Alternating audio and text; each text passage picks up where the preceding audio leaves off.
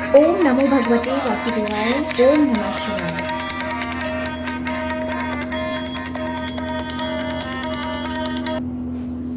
गृहस्थोचित सदाचार तथा कर्तव्य का वर्णन। व्यास जी कहते हैं, ब्राह्मणों, इस प्रकार गृहस्थ पुरुष हव्य कव्य और अन्न से देवता पितर तथा अतिथियों का पूजन करे। संपूर्ण भूत भरण पोषण के योग्य कुटुंबी जन, पशु पक्षी चींटियां, सन्यासी, भिक्षुक, पथिक तथा सदाचारी ब्राह्मण आदि जो भी उपस्थित हो, गृहस्थ पुरुष अपने घर में सबको संतुष्ट करे। जो नित्य और नैमित्तिक क्रियाओं का उल्लंघन करता है वह पाप भोजी है। मुनि बोले, महर्षि, आपने पुरुषों के नित्य, नैमित्तिक और काम्य त्रिविध कर्मों का वर्णन किया। अब हम सदाचार का वर्णन सुनना चाहते हैं, जिसका अनुष्ठान करके मनुष्य इस लोक और परलोक में भी सुख का भागी हो।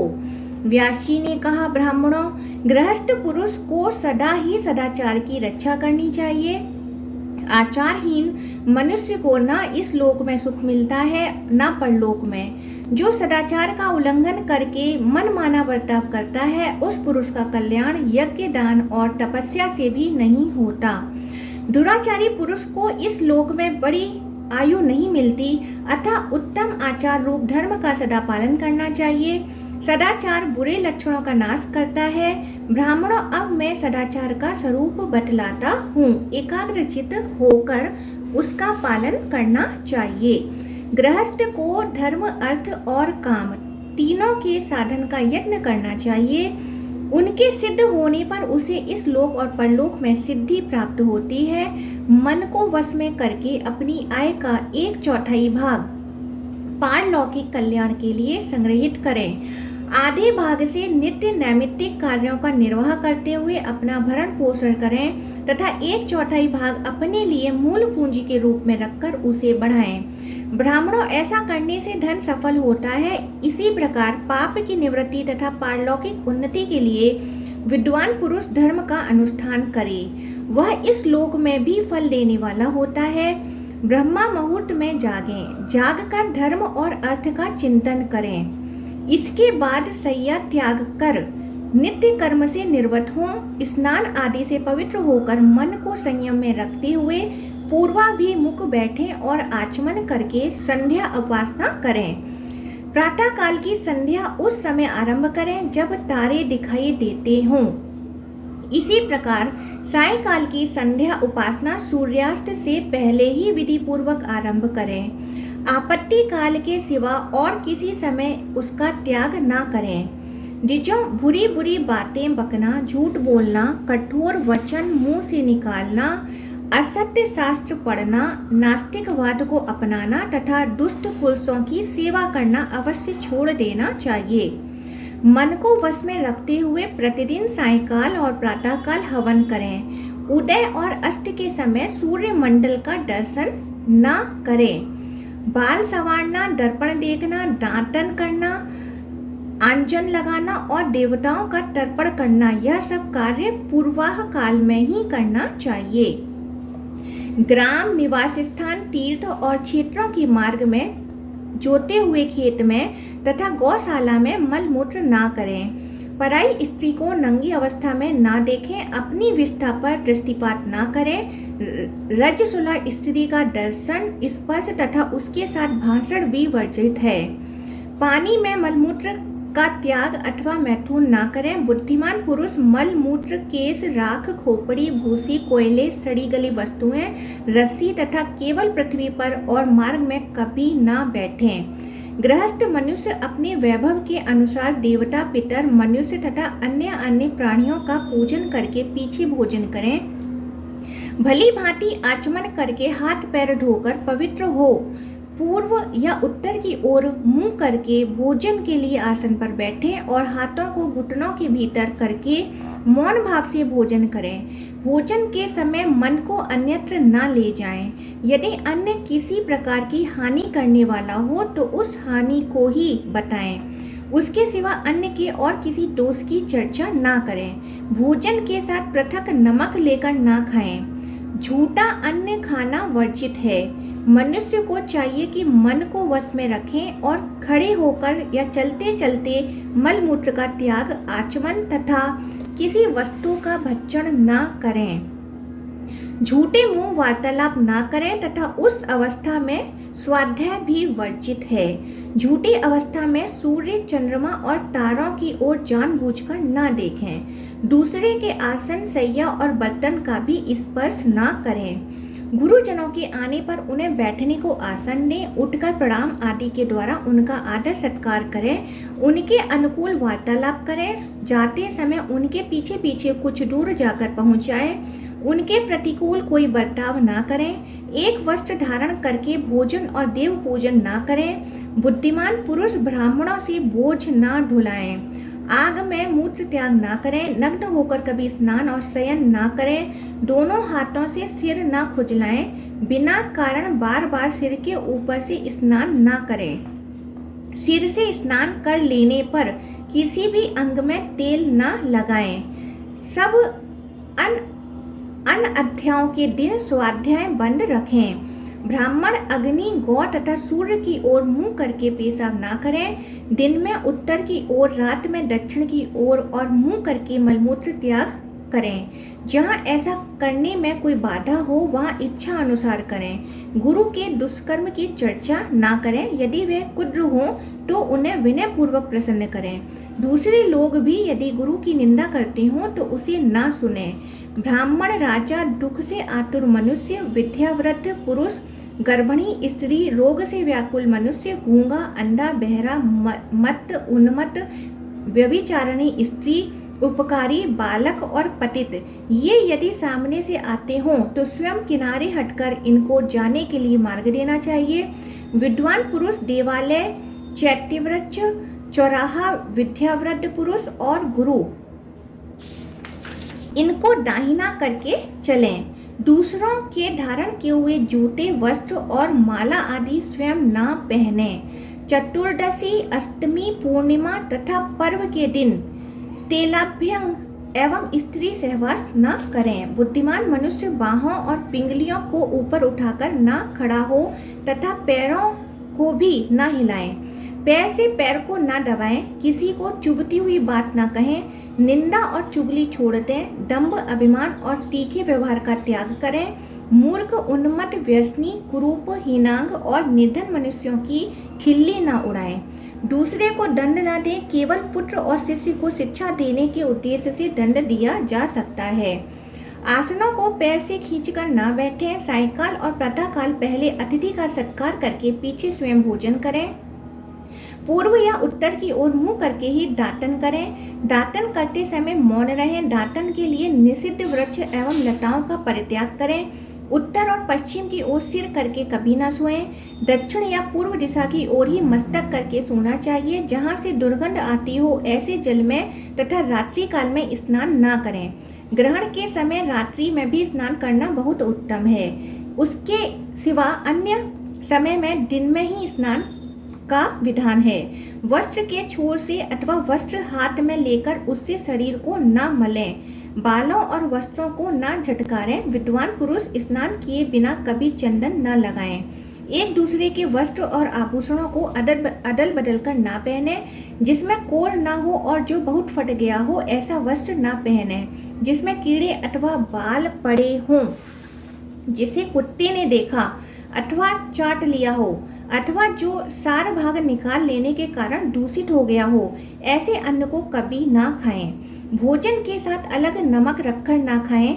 बहुत देर के बने हुए सूखे और बासी अन्न को त्याग दें। पिट्ठी, साग, ईख के रस और दूध की बनी हुई वस्तुएं भी यदि बहुत दिनों की हों तो उन्हें ना खाएं। सूर्य के उदय और अस्त के समय शयन ना करें। बिना नहाए, बिना बैठे, अन्य मनस्क होकर शैया पर बैठकर या सोकर, केवल पृथ्वी पर बैठकर बोलते हुए तथा भृत्य वर्ग को दिए हुए बिना कदापि भोजन ना करें। मनुष्य स्नान करके सवेरे और शाम 2 समय विधि पूर्वक भोजन करे। विद्वान पुरुष को कभी पराई स्त्री के साथ समागम नहीं करना चाहिए। पर स्त्री संगम मनुष्यों के इष्ट, पूत और आयु का नाश करने वाला है।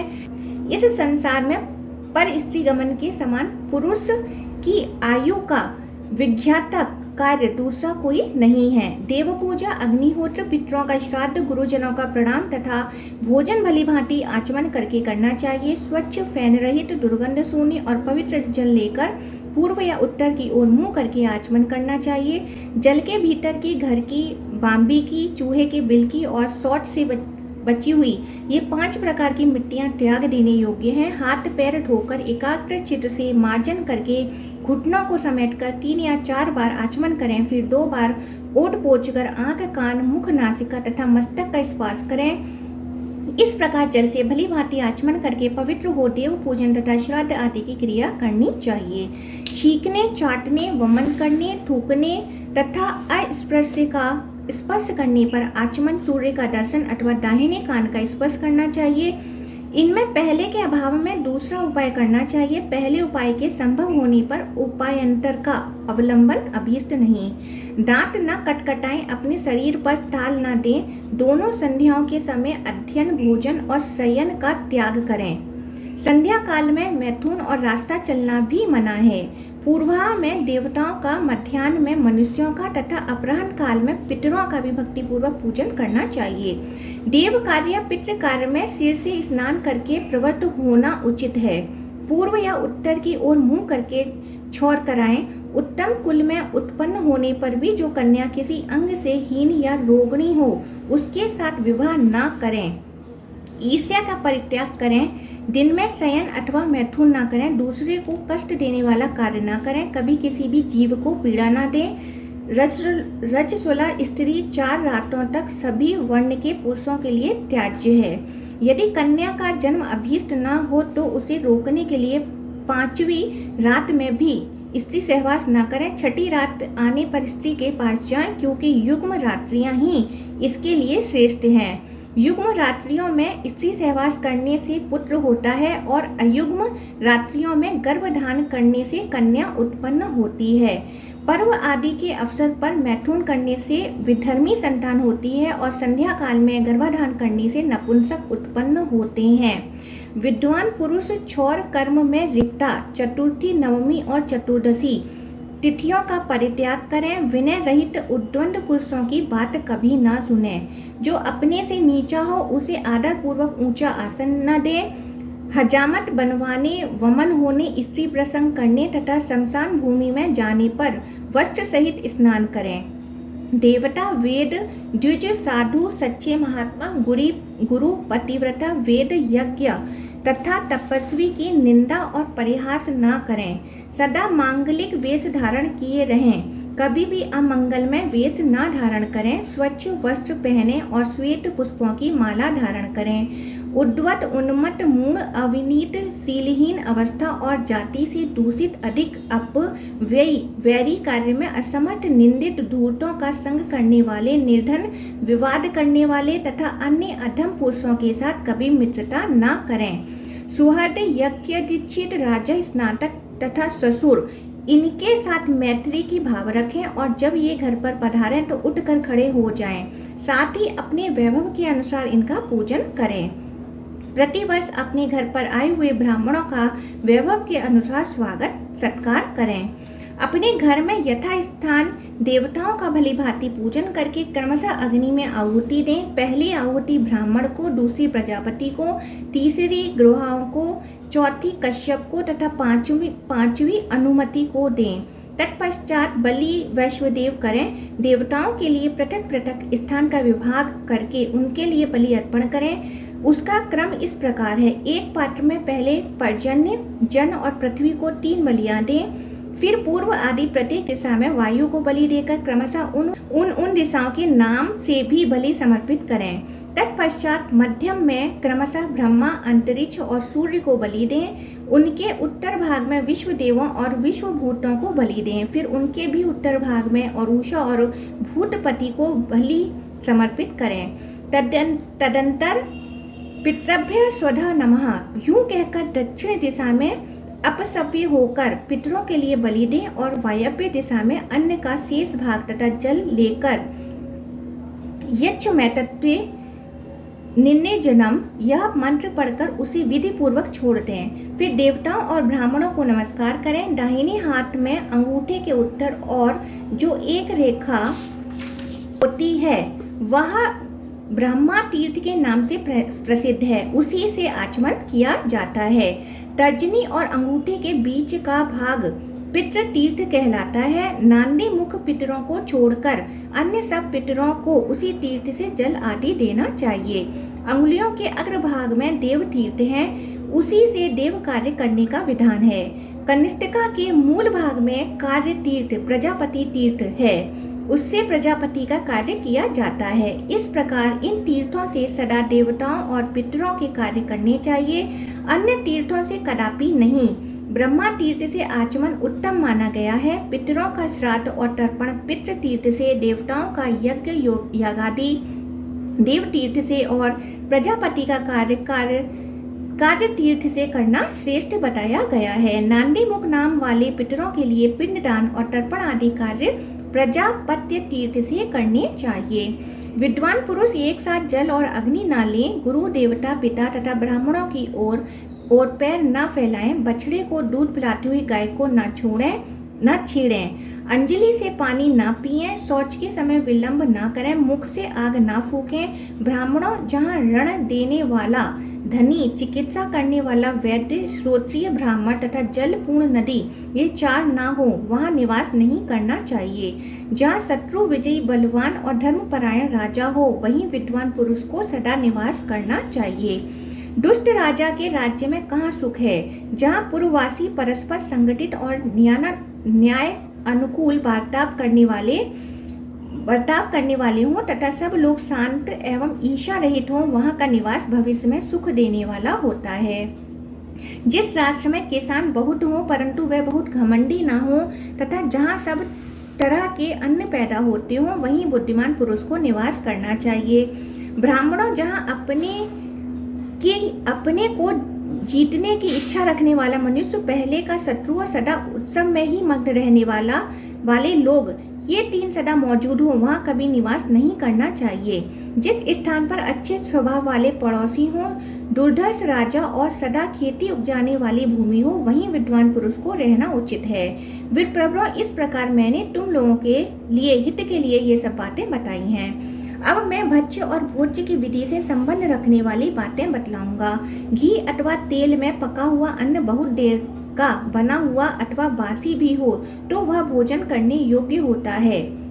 गेहूं, जौ तथा गौरस की बनी हुई वस्तुएं तेल घी में न बनी हो तब भी वह पूर्वव्रत ग्रहण करने योग्य हैं। शंख, पत्थर, सोना, चांदी, रस्सी, कपड़ा, साग, मूल, फल, मणि, हीरा, मूंगा, मोती, पात्र और चमस, इन सबकी शुद्धि जल से होती है। लोहे के पात्रों एवं हथियारों की शुद्धि पानी से धोने तथा पत्थर यानी सान पर रगड़ने से होती है। जिस पात्र में तेल या घी रखा गया हो उसकी सफाई गर्म जल से होती है। सूप, मृगचर्म, मूसल, ओखली तथा कपड़ों के ढेर की शुद्धि जल छिड़कने मात्र से हो जाती है। वल्कल वस्त्र की शुद्धि जल और मिट्टी से होती है। मिट्टी के बर्तन दोबारा पकाने से शुद्ध होते हैं। भिक्षा में प्राप्त अन्न, कारीगर का हाथ, बाजार में बिकने के लिए आई हुई साख आदि वस्तुएं जिसके गुण दोष का ज्ञान न हो ऐसी वस्तु और सेवकों द्वारा बनाई हुई वस्तु सदा शुद्ध मानी जाती हैं। जो बहता हो तथा जिससे दुर्गंध न आती हो ऐसा जल शुद्ध माना गया है। समयानुसार अग्नि से तपाने, बोहारने, गायों के चलने फिरने, लीपने, जोतने और जल छिड़कने से भूमि की शुद्धि होती है। बुहारने से आदि से घर शुद्ध होता है। जिसमें बाल या कीड़े पड़े हों, जिसे गाय ने सूंघ लिया हो तथा जिसमें मक्खियां पड़ी हों ऐसे पात्र की शुद्धि के लिए राख, मिट्टी और जल का उपयोग करना चाहिए। तांबे का बर्तन खटाई से, रागा और सीसा जल से और कांच के बर्तन राख और जल से शुद्ध होते हैं। जिस पात्र में कोई अपवित्र वस्तु पड़ गई हो उसे मिट्टी और जल से तब तक धोएं तब तक कि उसकी दुर्गंध दूर ना हो जाए, इससे वह शुद्ध होता है। धूल, अग्नि, घोड़ा, गौ, छाया, किरणें, वायु, भूमि, जल के छींटे और मक्खी आदि ये सब अशुद्ध वस्तुओं के संसर्ग में आने पर भी दूषित नहीं होते। बकरे और घोड़े का मुख शुद्ध माना गया है किंतु गाय का नहीं। बछड़े का मुंह तथा माता का स्तन भी पवित्र बताया गया है। पेड़ से फल गिराते समय पक्षी की चोंच भी शुद्ध मानी गई है। आसन, सैया, सवारी, नदी का तट और तृण, ये सब बाजार में बिकने वाली वस्तुओं की भांति सूर्य और चंद्रमा की किरणें तथा वायु के स्पर्श से शुद्ध होते हैं। सड़कों और गलियों में घूमने फिरने, स्नान करने, छींक आने, हवा खुलने तथा वस्त्र बदलने पर विधि पूर्वक आचमन करना चाहिए। पक्की ईंट के बने हुए चबूतरे आदि में यदि कोई अस्पर्श वस्तु गलियों की कीचड़ या जल आदि लग जाए तो उसकी शुद्धि केवल वायु के स्पर्श से हो जाती है। अनजाने में यदि दूषित अन्न भोजन कर लें तो 3 रात उपवास करने से शुद्धि होती है, और यदि जानबूझकर किया हो तो उसके दोष की शांति के लिए प्रायश्चित करने से शुद्धि होती है। रजस्वला स्त्री, नवप्रसूता स्त्री, चांडाल तथा मुर्दा ढोने वाले मनुष्यों से छू जाने पर शुद्धि के लिए स्नान करना चाहिए। मनुष्य की गीली हड्डी का स्पर्श कर लेने पर ब्राह्मण स्नान करने से शुद्ध होता है, और सूखी हड्डी का स्पर्श करने पर केवल आचमन करके गाय का स्पर्श या सूर्य का दर्शन करने से वह शुद्ध हो सकता है। थूक और उपटन को न लागें। जूठन, मलमूत्र और पैरों की धोवन को घर से बाहर फेंकें। दूसरे के खुदाए हुए पोखरे आदि में 5 लोडे मिट्टी निकालें। बिना स्नान ना करें। देवता संबंधी सरोवरों और गंगा आदि नदियों में सदा ही स्नान करें। असमय में उद्यान आदि के भीतर कभी न ठहरें। लोक निंदित पुरुषों तथा विधवा स्त्रियों से कभी वार्तालाप ना करें। रजस्वला स्त्री, पतित, मुर्दा, विधर्मी, प्रसूता स्त्री, नपुंसक, वस्त्रहीन, चांडाल, मुर्दा ढोने वाला तथा परा स्त्रीगामी पुरुषों को देखकर विद्वान पुरुष अपनी शुद्धि के लिए सूर्य का दर्शन करें। अभज्य पदार्थ, भिक्षुक, पाखंडी, बिल्ली, गधा, मुर्गा, पतित, जाति बहिष्कृत, चांडाल, ग्रामीण, सुअर तथा अशौच दूषित मनुष्यों का स्पर्श कर लेने पर स्नान करने से शुद्धि होती है। जिसके घर में प्रतिदिन नित्य कर्म की अवहेलना होती है तथा जिसे ब्राह्मणों ने त्याग दिया है वह नराधम पाप भोगी है। नित्य कर्म का त्याग कभी नहीं करना चाहिए। उसे न करने का विधान तो केवल मरण शौच और जनना शौच में ही है। अशौच प्राप्त होने पर ब्राह्मण 10 दिन, क्षत्रिय 12 दिन तथा वैश्य 15 दिनों तक दान, होम आदि कर्मों से अलग रहे। शूद्र 1 मास तक अपना कर्म बंद रखे। फिर अशौच निवृत्त होने पर सब लोग अपने को शास्त्रोक्त कर्मों का अनुष्ठान करें। मृतक का दाह संस्कार करने के बाद उसके गोत्र वाले लोगों को चाहिए कि बाहर जलाशय आदि में जाकर पहले 4थे, 7वें और 9वें दिन उस प्रेत के लिए जलांजलि दें। दाह संस्कार 4थे दिन समान गोत्र वाले भाई बंधुओं को प्रेत की चिता से उसकी अस्थियों का संचय करना चाहिए।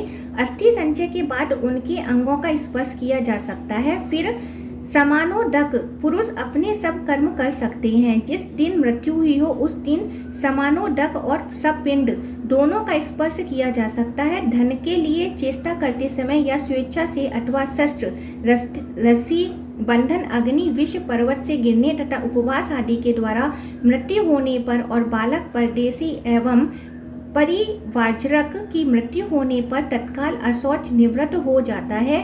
कुछ लोगों के मत में 3 दिनों तक अशौच बना रहता है।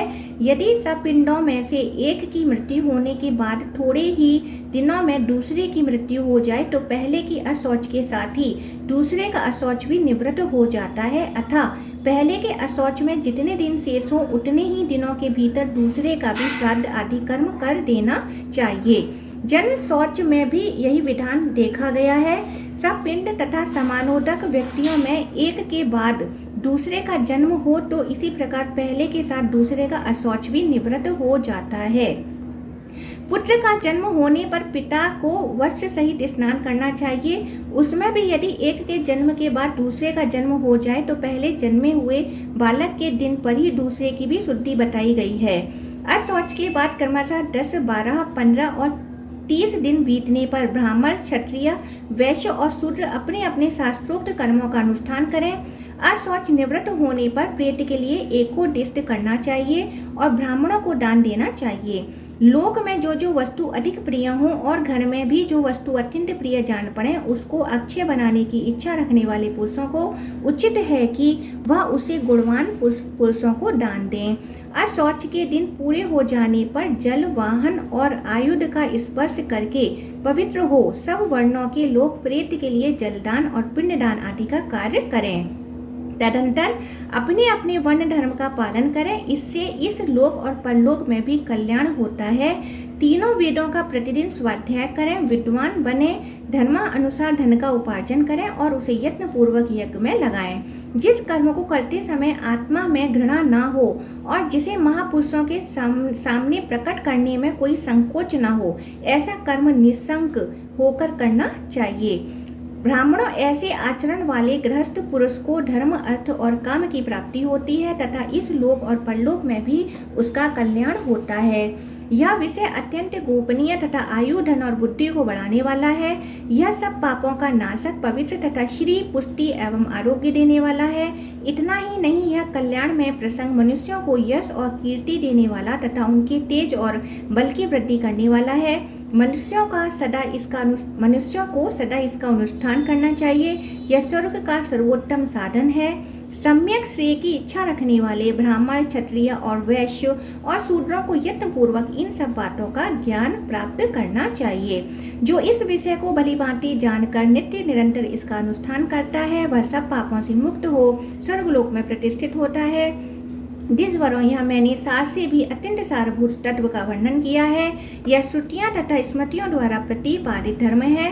हर एक को इसका उपदेश नहीं देना चाहिए जो नास्तिक हो, जिसकी बुद्धि खोटी हो, जो दम्भी, मूर्ख और कुतर्कपूर्ण वार्तालाप करने वाला हो। ऐसे मनुष्य को कदापि इसका उपदेश नहीं देना चाहिए। ओम नमो भगवते वासुदेवाय।